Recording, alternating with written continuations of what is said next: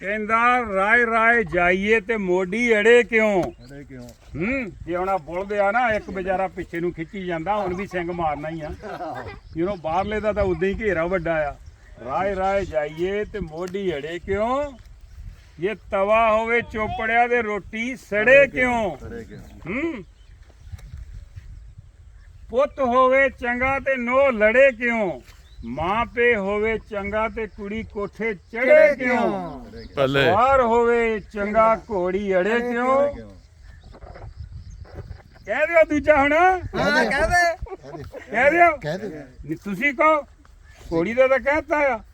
ਸਾਨੂੰ ਸਰਦਾਰ ਪਿੰਡ ਦਾ ਹੋਵੇ ਸਲੂਕ ਤੇ ਪੁਲਿਸ ਬੜੇ ਕਿਉਂ? ਹੁਣ ਭਾਈ ਨੂੰ ਜੇ ਭਾਈ ਸਮਝੂ ਤਾਂ ਤੀਜਾ ਕਿੱਦਾਂ ਲੱਤ ਮਾਰ ਜਾਊਗਾ।